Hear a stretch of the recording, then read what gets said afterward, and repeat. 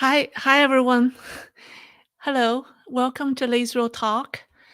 Okay, it's Thursday. It's almost the weekend. All right, I was uploading videos. I have 3 videos to share with you, so it took me a little while. Not too bad. 4 minutes late. Okay, I can do better next time. I'll try to be on time.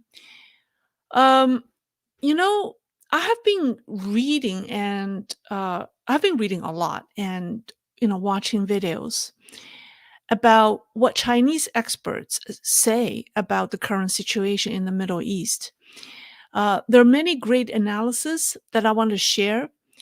I know you won't be able to see them because of the language barrier. I'll share with you the insights from some experts. There are at least 5 people whose views and their background, who they are, and also the insight they offer are very interesting, but it's a little bit too much. So I will only present 2 of them tonight, and hopefully I will do one soon because it's related to Taiwan. One of the important topic we should look at is the impact of the current situation in the Middle East on Taiwan. So I'll cover that next time. So tonight we will to summarize their insights. So basically, I think they're in 4 areas. So first, the Hamas-Israel conflict is likely just the beginning of global conflicts, and then the conflict in the Middle East is a crucial part of CCP's overall strategy to take down the United States. And then the West might have underestimated China's defense manufacturing capability as the CCP plans for an unconventional warfare. And then last but not least, Belt and Road is a military project and not an economic one.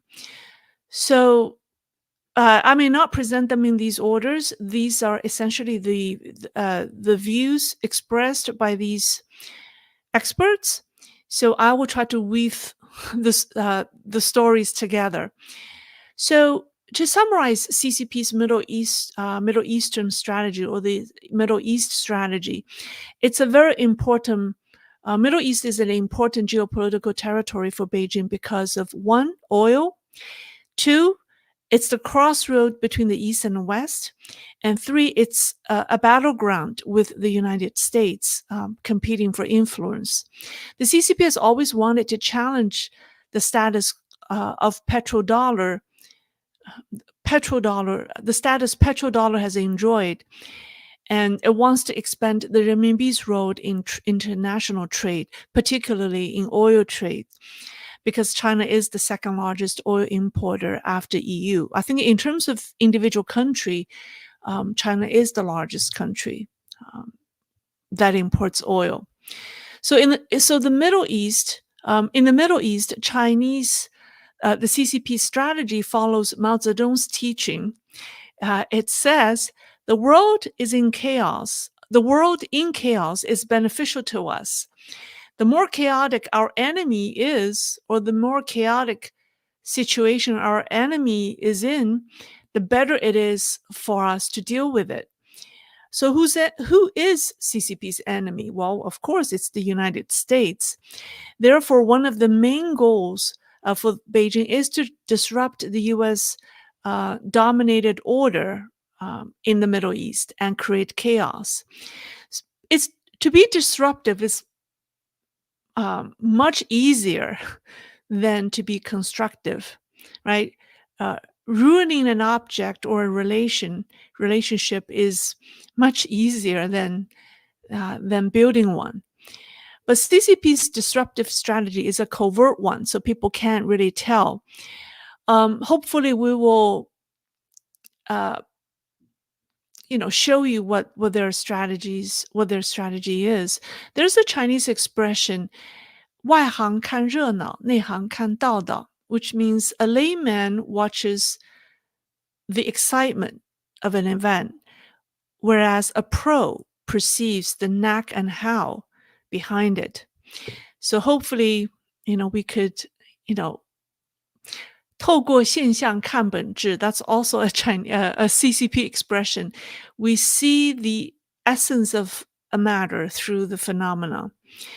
So let's quickly go through, the footprint that the CCP has left behind. Let's take a look at what has happened since October the 7th. So after Hamas's attack, CCP remained quiet for a few days. By quiet, I mean they just remained neutral, or they gave very muted responses to both sides.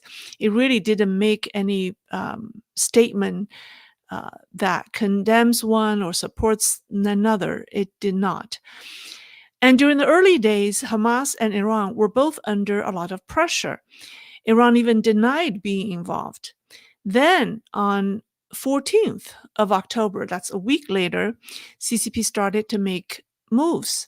Wang Yi, its foreign minister, called his counterparts in Saudi Arabia and Iran. What did he say? What did they talk about? Well, one said Israel has overreacted in self-defense. Now, if you think about this, this is really strange. If CCP is genuinely interested in peace in the Middle East, and if it really believes that Israel has overreacted, why didn't Wang Yi call his Israeli counterpart and tell the Israeli government not to overreact, right? But he didn't. Instead, he called the Iranians and the Saudis.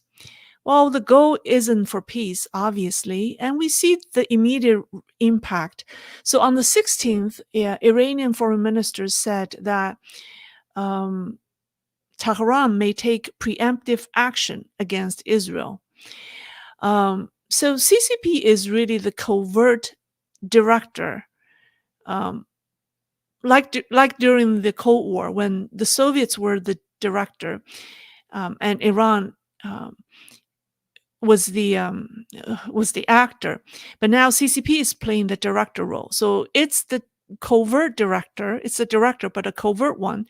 And Iran, Hamas, Syria, and a few others are the actors, and they act according to Beijing's script. So if you want to understand, how this conflict will go, follow CCP's action, what they say and what they don't say.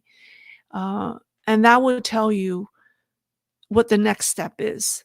Then the unfortunate explosion in the parking lot of a hospital in Gaza took place. And before investigating the cause, the world's mainstream media rushed to blame Israel.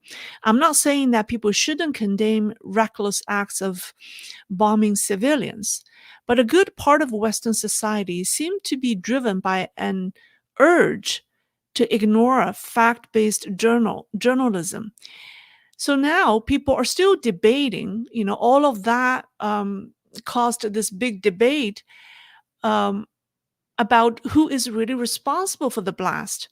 Well, Joe Biden said the blast was the result of some faulty bombs, but there are people and countries who don't believe him. The explosion directly resulted in the cancellation of a quadrilateral summit between Jordan's king, the president of Palestine and Egypt, and Joe Biden. That's the direct result. So the confusion about the blast and the negative publicity for the Israelis is a wonderful surprise to Beijing. They didn't even expect a faulty, possibly made in China bomb could achieve such an intended result. This may be a joke. At the Politburo meeting, some people are overjoyed by saying that who said made in China stands for poor quality? It can do things that a made in America product cannot do. David Wormser, who's an American foreign policy specialist. He's a specialist specializing in the Middle East. He served as the Middle East advisor to former Vice President Dick Cheney. He also served in the U.S. Navy Reserve as an intelligence officer at the rank of lieutenant commander. He said in a recent program that the advanced weapons used by Hamas may be supplied by Iran, but all of the raw materials for the weapons came from China. And secondly, even if Hamas has advanced weapons, it wouldn't have been able to pull off such an attack. And he said that Hamas did not have this ability to gather intelligence, nor did Iran. And the only people who could have the intelligence capability in Israel is China. And China does have an intelligence exchange agreement with Iran, and Iran then shared it with Hamas. So he concludes that the entire intelligence operations behind the attack is supported by the CCP. And he said this is not likely a standalone event, but rather it's part of a larger plan. And he used the word, it's a sleepless malice. Now, this view he's not the only one who said that this is only the beginning of something bigger, because this view is shared by one China expert, and his name is Cai Shengkun. I'm gonna play a clip first before I tell you who he is. Oh, let me add. Hold on, let me start from the beginning. 这个这次的以哈冲突仅仅只是开始，我觉得呢，后面还会不断的煽风点火，最终他想借助这个烂局滥中取利，对，很有可能也会出现呢，在这种烂局中，整个亚太地区，特别是呢我们知道的台海，也会在这个时间点会爆发某种大的冲突。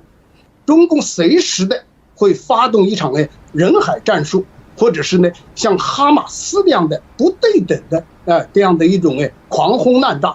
实际上我实际上从一开始我就认为，如果是中共要采用哈马斯的这样的一种方式的话，台湾本身它的防御能力是不足以呢来抵挡的。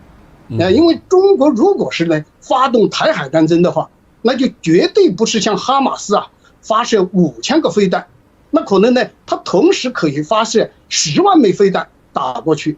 所以说你任何国家的防御力量实际上都没有办法来防御。所以呢我觉得呢这是一盘大棋，中共在这个方面呢扮演的角色实际上是非常明确的。 Okay, so let me tell you who he is. He is a writer. He's a journalist who has been active since the 1990s. So he's a journalist. He's been in business. He's also a writer. He was acclaimed as one of the top 10 most influential bloggers by Phoenix News, which is a Chinese news outlet in Hong Kong, mainland Chinese. Well, it's a CCP. It's a semi-official media outlets in Hong Kong. So he was voted one of the top 10 most influential bloggers in 2011 and 2012. He now lives in the West and openly speaks up against the CCP. So he brought up a couple of very interesting points. The most important one, of course, is about Taiwan. What would happen to Taiwan next, right? I'm not going to focus on that topic today. We'll save that for a later day. But he brought up one of the goals that CCP has for the conflict in the Middle East is something related to Taiwan. So you see, he mentioned the People's War, because this is a Mao Zedong's teaching, shall we say, 人民战争, People's War. It basically means using civilians, like integrate. It's basically the original. It's the source of CCP's civilian military hybrid program. So part of the reason the CCP was able to defeat the nationalists in the 1940s is precisely this tactic. It's how to say, integrate military operations with civilians. It's similar to what the Hamas is using, using civilians as human shield.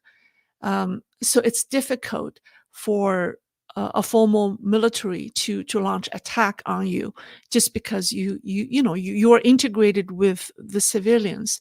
So that's what Mao Zedong meant by people's war, right? It can launch a people's war, meaning then you can just differentiate, well, who's really attacking us? Like the CCP is preparing all these fishing boats in the Taiwan Strait, but they're just like the Trojan horses. But anyways, but one concept he brought up is important, which is Colonel Yao Chen, right, who's a former Navy officer, he once mentioned CCP's long-range rocket battalion. The name indicates neither a missile nor an ordinary artillery shell, but it's a rocket propelled by I don't know how it's I don't think this translates well, but it's a reinforced artillery shell. It's a rocket with propelled with extra force, so it has a long range. It has a long range capability. So it's said that it's capable of hitting a distance of more than 300 kilometers, which is about 200 miles. And in other words, it can directly attack Taiwan from the mainland. And the best feature is that it's cheap. Because of the high-tech sanctions imposed by the United States, CCP's defense industry is experiencing difficulties in developing its advanced weaponry. Chinese-made precision-guided missiles may be experiencing some hardship right now to achieve intended results. So these experts are saying that Beijing is exploring the possibilities of using old traditional weapons from the World War II time period to beat out the advanced weapons that the Americans and its allies have. Some experts believe that Beijing has even tried this in the Russian-Ukrainian war, and again this time by Hamas in the Middle East. Because Mao Zedong once said, let the opponents, this is a quote, let the opponents die in the overwhelming sea of people's war, right? So like I said, CCP's concept of people's war is weaponizing civilians and use them as human shield. I already explained that. So Tsai made a very made a very clear point that China has built a very robust military a defense industry in the past decades. And its military production capability ranks #1 in the world, but might have been underestimated by the West. So let me play you the next clip, and it's a little bit longer, so bear with me. I think it's this one. 应该我个人认为在 Okay.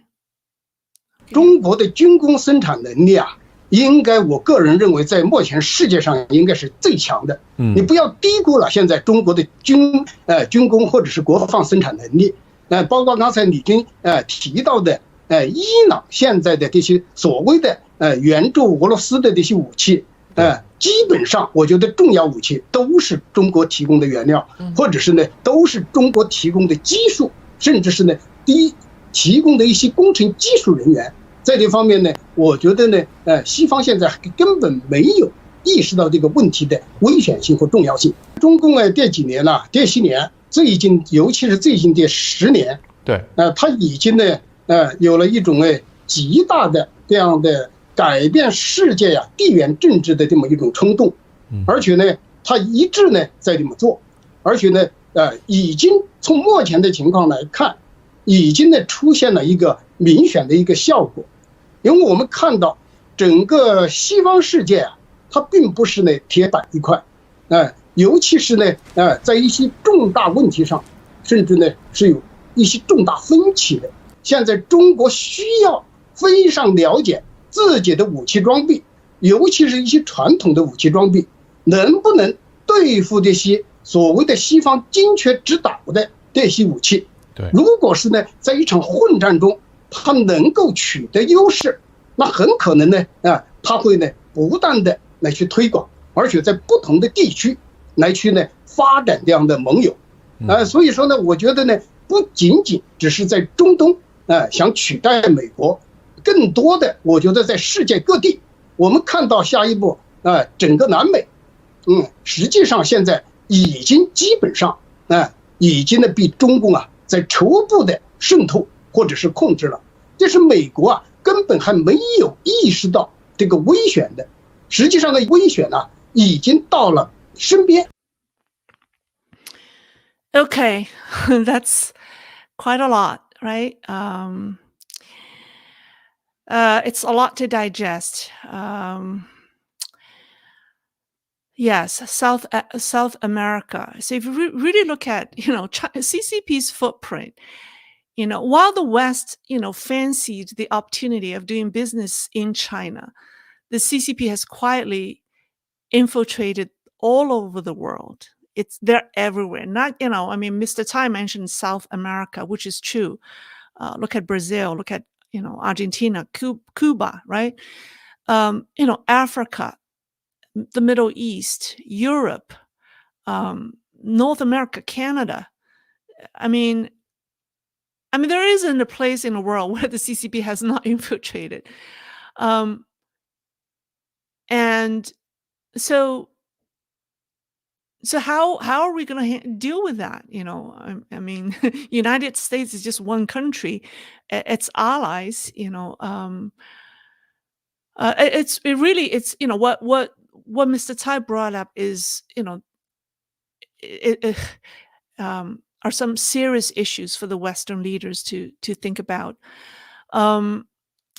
Now let's talk about the Belt and Road, because it's very important in this effort, because I want to talk about Belt and Road, not just because the third Belt and Road Forum was held, it was just concluded yesterday, but it's really part of the CCP's overall strategy. It's not an economic strategy. It's a military plan. It's a political plan. And this is according to the chief editor of the Chinese Epoch Times. Belt and Road was first proposed during the later years of Hu Jintao's time. At that time, China had excess infrastructure production capability, so exporting that capability to poorer countries along the Silk Road would help China solve that problem. But that was the original thought. And China has invested up to $200 billion in the Middle East through BRI. And it's like 20% of the total BRI investment. So it's a significant amount. Now, here's the question. If China's strategy in the Middle East is to create chaos and conflict, like I described earlier, and then people ask, well, then why does China want to destroy that when it has invested heavily in the Middle East, right? $200 billion isn't a small amount. Why wouldn't the Chinese want to create some returns on their investments? But that's not CCP's priorities. See, this is often where the West forgets. Making money isn't CCP's priority. It has never. The CCP does not see BRI as an economic project. Of course, it wants to make some money if it can, but the number one goal is to serve its geopolitical ambitions. And the person who described that very well is the chief editor of Chinese Epoch Times, Guo Jun. Let me play a clip it's in which she described the overall the geopolitical agenda behind the BRI. 的一部分呢，同样也是 beginning. 好，一带一路呢，当然也是中共国际政治大战略的一部分呢，同样也是谋求自己利益最大化的一种手段。中国过去10年“一带一路”总共投入了1万亿美元，高峰的时候是在2017年，以后呢这个投资就开始减少，去年大概是400多亿美元。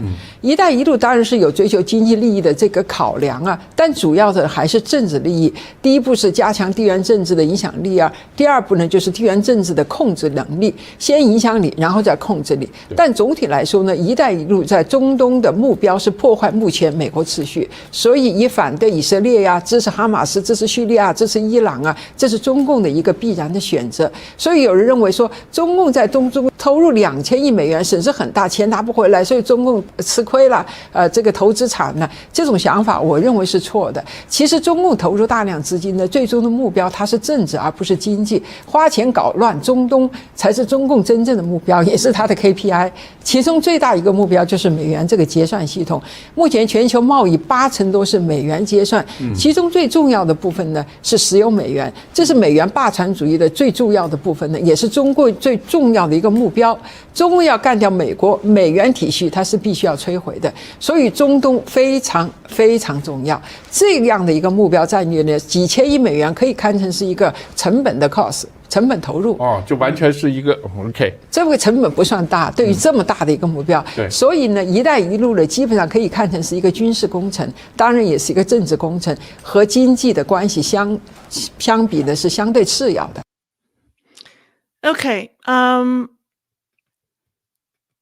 right. So, a few months after Xi Jinping became the head of state or the president of China, he wrote out the BRI. It wasn't called BRI initially. It was called some Silk Road Initiative. And then a few months later, they changed it to BRI. He wrote it out far and wide. The poorer countries along the Silk Road weren't necessarily interested in the infrastructure projects the CCP proposed, but it was just a good way to obtain money. And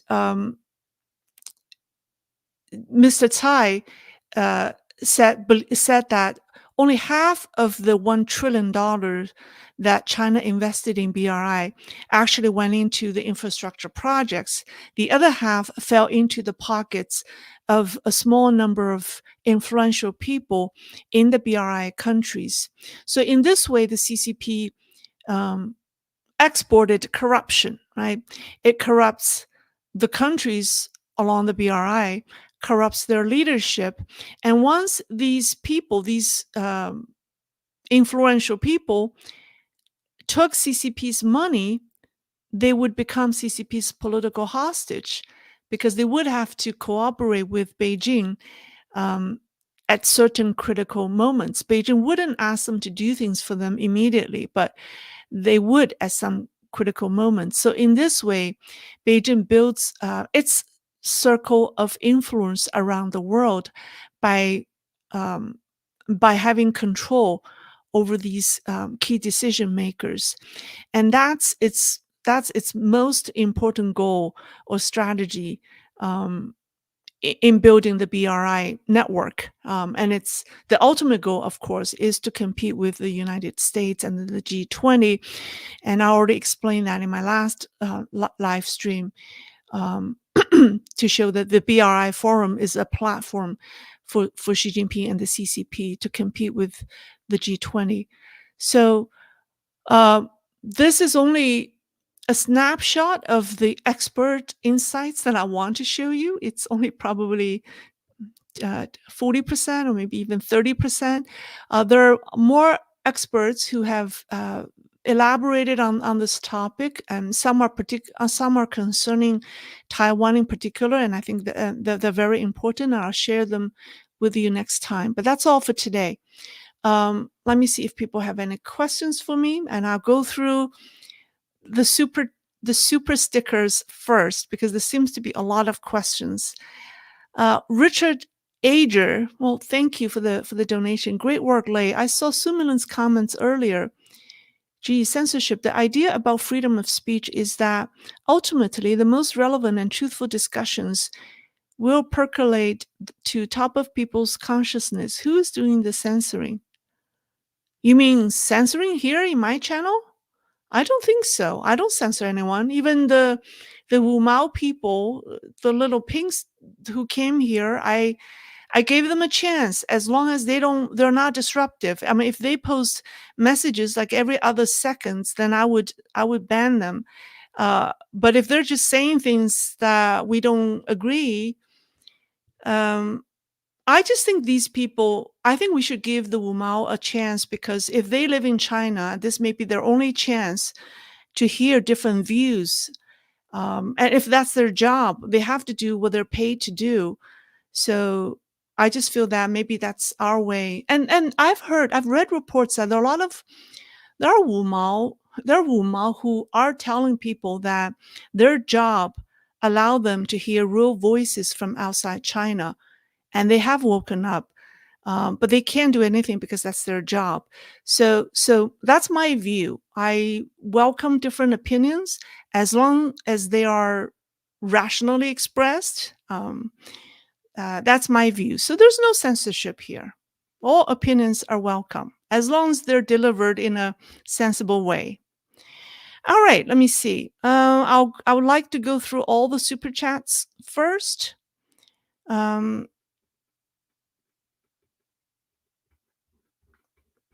Okay, there are a lot of discussions here. Okay, that's good. If you have questions for me, put my name in the front so I know it's addressed to me. Okay, from Jeff Ramos. CCP Bank printed around 4 trillion this year alone. I mean, Russia loves that China buys oil with renminbi. Why? Are you saying that sarcastically? Well, Russia, if then I mean, Russia is selling renminbi. I don't think Russia loves the fact that China buys oil with renminbi, because then what is it going to do with all the renminbi? It's going to devalue. So that's why the renminbi has the exchange rate has been falling, or it was falling, because all these foreign countries that got renminbi in trade with China are trying to get rid of it, precisely because they know how much how much money China is printing.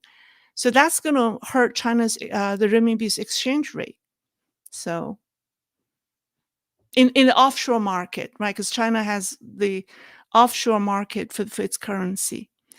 All right, let me see. Okay, that seems to be the end of the super chats. Let me see if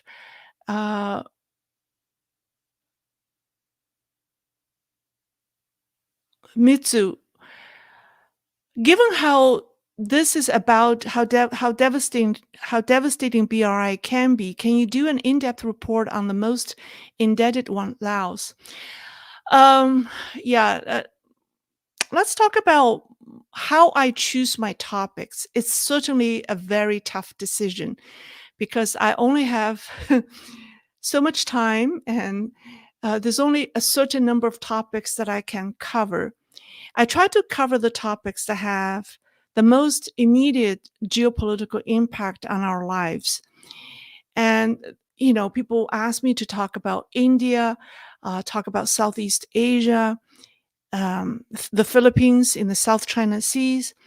I mean, they're all fascinating topics, but I tend to focus on what's relevant. So I think, like, every day I worry so much about the direction of the conflict in the Middle East right now, because it could have a significant impact on Asia, because we know it's only the beginning. Like 2 experts have said, it's only the beginning. So what's CCP's next move is highly relevant here. So that's why I spend a lot of time trying to understand what the CCP is up to, because we want to stay ahead of them, right? We want to be prepared before the next Hamas attack happens. So that's why I have not been able to address some of the regional issues, although they are all important and relevant.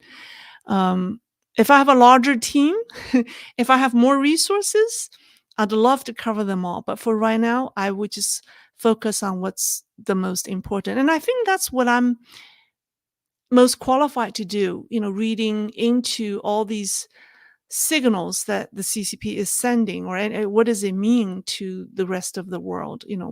When they say something, not say something, do something, not do something, it all has relevance to us. And so that's what I tend to focus on. But that doesn't mean that the topic that people brought up, like Laos, is not important. They are all important. Okay, let's see. How exactly does China support Hamas? Are they supplying the missiles? And given all the issues with Uyghurs, and why would Muslims want to work with China?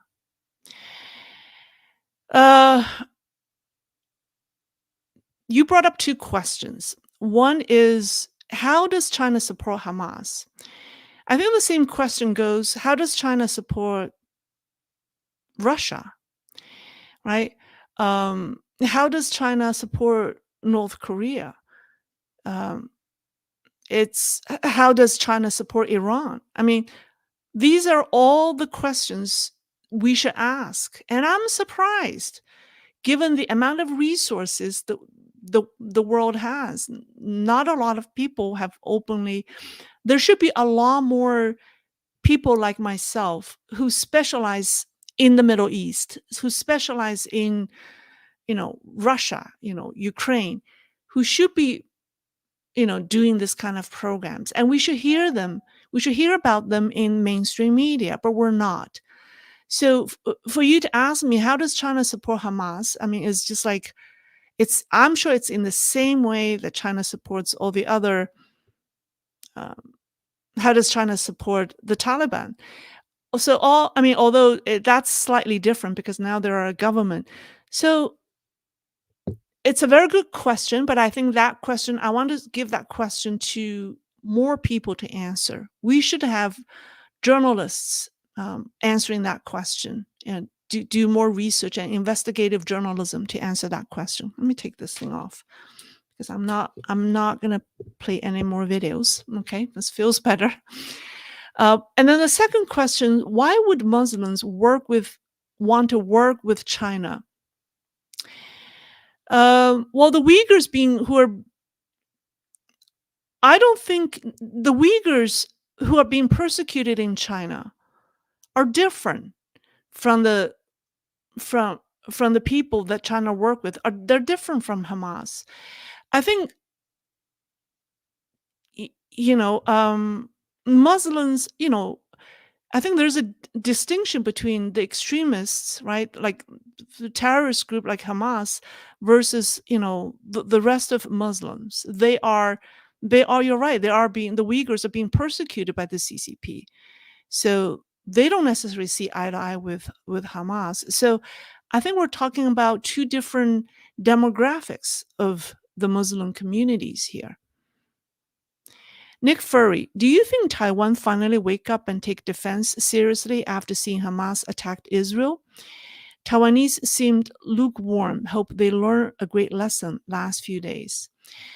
Very good question. You'll be surprised to see the different noises different opinions, the doubts, the suspicions of, in Taiwan. The CCP has done an effective job infiltrating the world's mainstream media, including Taiwan. So a good part of Taiwanese society, particularly the elite, have been infiltrated. They are heavily influenced by the CCP, and that's a fact. The Taiwanese media are very pro CCP. So you're talking about the ordinary citizens who may not hold that view, but the media, the elites, I'm not saying all of them, but a significant amount of them are influenced by the CCP. And in their heart, they don't, I'm not saying that they don't, I think when I say they are influenced, in their heart, they do not reject CCP. They do not think having CCP rule Taiwan is a terrible thing. So in other words, they're willing to accept CCP's rule as long as there's no war. They don't understand what life will become, once CCP takes over Taiwan. They think it's fine. They can coexist with the CCP. So that's the that's uh, that's a popular view among many Taiwanese elites. Yeah. So there are a lot of different, debates, and then the CCP is trying to turn Taiwanese against the United States by spreading narratives like, oh, the United States is just going to use Taiwan as an agent to fight the CCP. The U.S. isn't really interested in Taiwan. The U.S. is only interested in taking down the CCP. You poor Taiwanese are just going to be like the Ukrainians, being used and sacrificed. And why would you believe the Americans but not us? We're your brothers and sisters. You should believe us. I mean, stuff like that. And when it's done very sophisticatedly, using its influence, I mean, how many people are strong enough to see through that? Not everyone. So you brought up a very good question. The reality isn't what, that it isn't as pleasant as people in this community, in our community would like to believe. Marco Polo, I've never experienced any censorship on here. Oh, excellent. That's what I believe too. I don't think we have any censorship. So maybe I misunderstood the question. So correct me if I'm wrong, or maybe you can ask me the question again. I do not believe we have any censorship here. Okay, from Shanka N. Isn't Taiwan up for an election in May 2024? It's in January 2024. If a pro-CCP party takes a stand that it will establish peace with CCP, it has a better chance of getting the people's support. Thoughts? Yeah, the Taiwanese election is coming up, and it's very, very important because the CCP's tactic is to have the Kuomintang or one of its supported candidate to win, because then it can coerce that person to have a peace agreement with the CCP, because once the Taiwanese government gives up defending for itself, signs any kind of deal with the CCP, then the rest of the world cannot do anything, right? So the CCP will continue to use this deceptive means to how it has influenced so many Taiwanese elites, how it has, like a cognitive warfare to say, hey, we're not that bad. We're not that bad. Why do you want to work with the Americans? We're all Chinese. We can work together. Come on. I share your pain. I share your dream. It's going to say all that and will coerce or trick the next, one of its favorite candidates to sign that kind of agreement. Then we cannot do anything, no matter how the US wants to help, how Japan wants to help Taiwan defend. They already gave up. So that's the number one tactic the CCP has to influence Taiwanese election. And yeah. So, all right, let me see questions. NTN, have you heard about CCP banning a book about the last emperor of the Ming Dynasty who committed suicide? Oh, yes. Are you guys interested in that? He is so similar to Xi Jinping. By banning the book, see the book, people have been comparing Xi Jinping to Congzhen, Emperor Congzhen, the last emperor of Ming Dynasty, for 5 years. This is not anything new. People have drawn that comparison for a number of years. And this book isn't new either. I mean, the story isn't new. I mean, he's a historical figure, so there have been books written about the emperor. But all of a sudden now, Xi Jinping banned the book that only achieved the opposite result, because that means he admitted, right? Or that means he admitted he is so similar to the emperor. And then the analogy is that emperor is hardworking. I mean, he has every good intention to save his empire, to save the Ming Dynasty. He worked very hard. And you could say he's like selfless. He devoted his entire energy to his mission. But in the end, all of his officials left him. But everybody lied down. Like before the rebels, got close to the palace. He called all of his officials to the palace. No one showed up. No one showed up. So he basically, his entire regime become dysfunctional. Nobody listened to him. But he has several shortcomings. Personality-wise, people said that he's very similar to Xi Jinping. He wobbles. Is that the word, wobbles, between his policies? Like he would turn to the left, he would turn to right, and then he demanded zero COVID, and then before you know it, he would suddenly open up. Like he likes to swing, 180 degrees in his policy. He does not follow through. And also he's highly suspicious of the people who work for him. He does not trust people to do their job. He micromanages. So there are a lot of similarities. But this isn't anything new. But now the book is banned, and so everyone is talking about the ending of this emperor because he committed suicide. When he realizes that he's finished, he took his loyal eunuch, right? Is that the word? Yeah, his servant, his eunuch, with him, and both committed suicide. So that's a very sad story, but Xi Jinping himself draw that comparison by banning the book. Lettuce salad. How much longer can she hold on to power? 5, 10, 15 years? I don't think 15 years. I don't even think 10 years. 5, maybe, but maybe less. That's just my gut feeling. All right, let me see. Okay.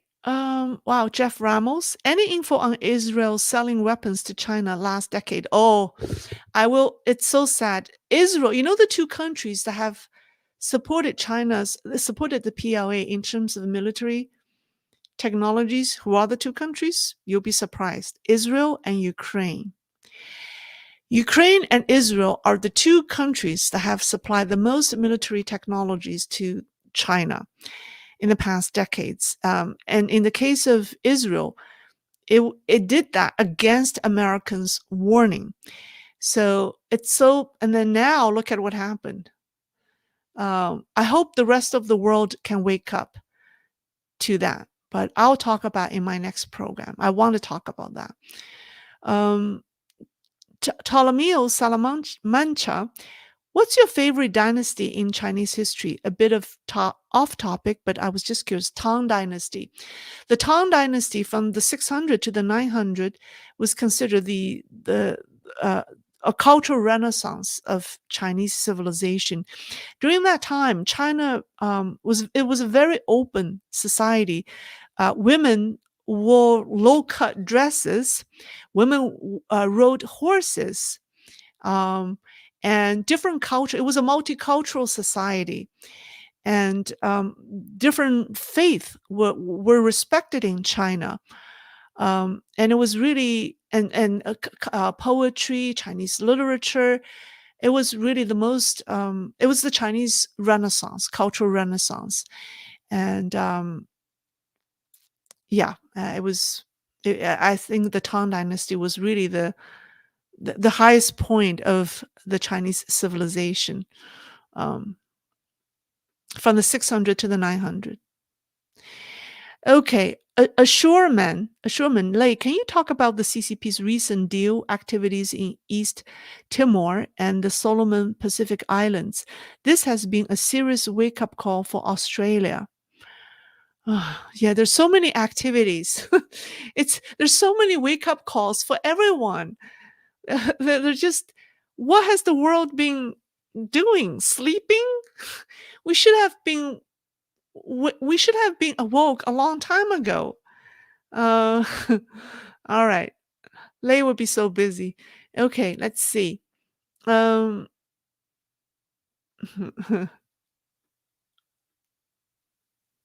from Pa Bis.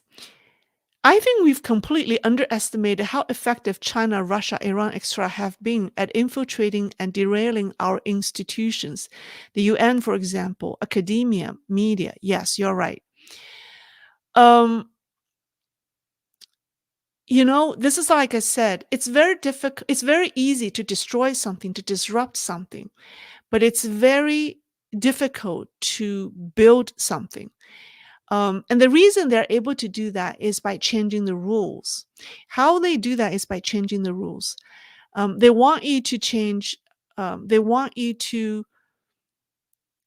They want you to change the rules on your own. So there's a Mao said. What was it's only by dismantling the existing order can a new order be established. So what they have done is by changing the existing orders, changing your culture, changing like it's a very subtle, it's a very systematic, it's a cultural invasion, it's a stealth war. um, and then because they are reckless, they don't follow any rules, but the civilized world have rules, like how we fight a war, right? We don't attack civilians, we don't attack uh, like if we're in a war, then you need to wear a uniform. So there are certain rules that you follow even on battlefield, but they don't follow these rules. They use civilians as a human shield. Then what do, right? That becomes a challenge to the civilized world. So I think that's the challenge. They don't follow rules. Do you still follow rules?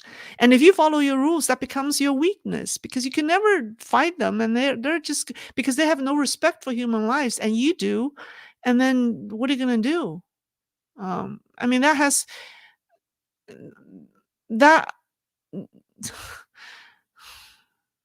yeah. Thomas Waldron. Watch for next conflict. In late 1930s, war broke out in Europe, Africa, Asia, combining into World War II. Okay. The closest I get to being censored is when I asked Sailor Lei to wear the naval schoolgirl outfit and twirl like Sailor Moon. Oh, okay. No, I didn't censor you. I censored no one. Okay, but thank you. I will wear that outfit once more. Okay. Eon, how do I pronounce this? Eon Exxon? Like, didn't Biden go to Vietnam to elevate the relationship so that we can build an alternate supply chain, Vietnam and India, and then slowly disintegrate US from China? Yes, he's doing that, but we're doing this too slowly. It's too slowly. We need to do that faster. Um,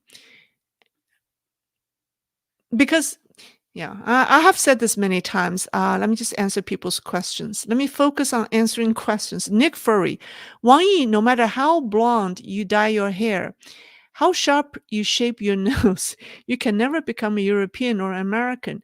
You can never become a Westerner. We must know where our roots lie. You're saying this to Wang Yi. Um, Did he dye his hair blonde? I don't think so. He has gray hair. Okay. Uh, you're saying okay. Maybe I missed the joke. Maybe it's meant to be a joke, but I missed the point. Okay, I'm too serious. I think I'm too serious. There's just too much geopolitics in my head. I've lost my sense of humor. Sorry. Okay, let's see. All right. I don't know what's okay. All right, I'll take a few more. Paul Phelps. Vietnam also has a communist government, but seems not to take part in China's international agenda. Why? Or does Vietnam have their own communist agenda? This is a very good question. I do want to talk about that. I talk, based on my interaction with the Vietnamese, I think, although they're a communist country, their culture there's no communist country in the world that's as bad as this China. Because it's so conniving. Like the Chinese people, because of Cultural Revolution, the Chinese control on people's thinking, and then the money it has. See, if CCP is poor, it's not.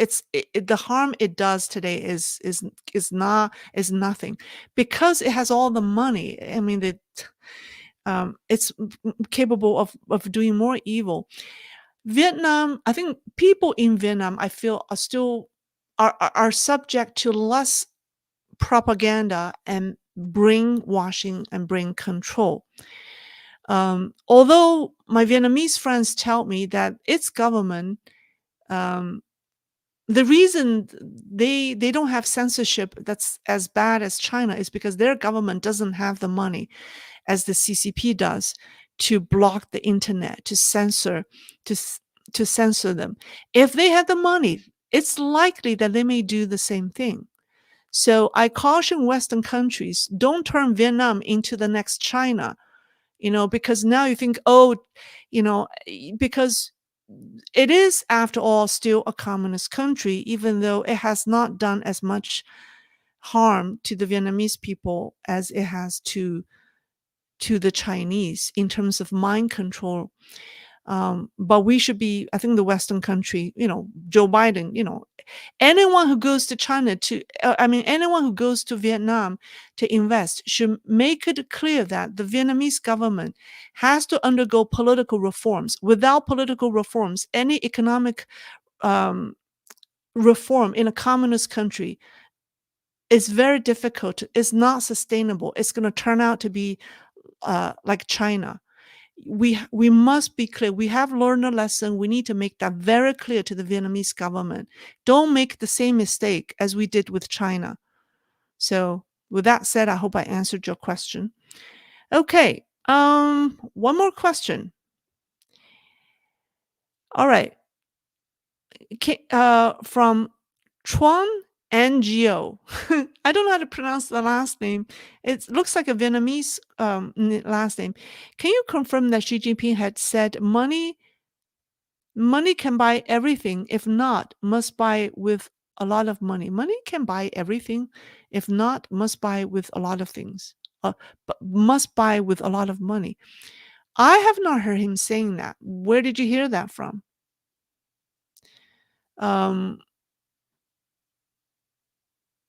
I think Wang Yi made that statement. To try to criticize Chinese people who like Western values. Oh, okay. Right. Okay. Now that makes sense. Okay. I have a comment. Chinese people are not buying that. It's like, then communism is a completely Western ideology. Then why we should listen to you, the Communist Party, when your ancestor came from the Germany? Why should we, like the Chinese say, why should we not be friendly to the West when the Communist Party asks us to read the Communist Manifesto written by a German and raise and worship a flag, the sickle and the hammer and sickle logo designed by the Russian, right? And sing the International song written by the French. So the Chinese saying communism is European. So, they say, why? Isn't that the biggest joke? The entire communist ideology isn't Chinese in the first place. It's Western. It's foreign. So, okay. All right. That's all. Catherine, thank you for the donation. I think I did all my question. from one question from, do Chinese people remember their past rulers? They do, and then they don't. Of course, they remember their emperors, in historical succession, who comes after who, all the names. But the CCP has systematically altered Chinese history books. So the history that the Chinese people know today isn't the real history. The CCP has systematically changed Chinese history to its favor. And so one of the important things we need to do is revive the real, the real story, the real Chinese history. So the answer to your question is yes and no. Okay. All right. That seems to be all. I thank you for joining me, and I will talk to you later. Thank you. Bye-bye.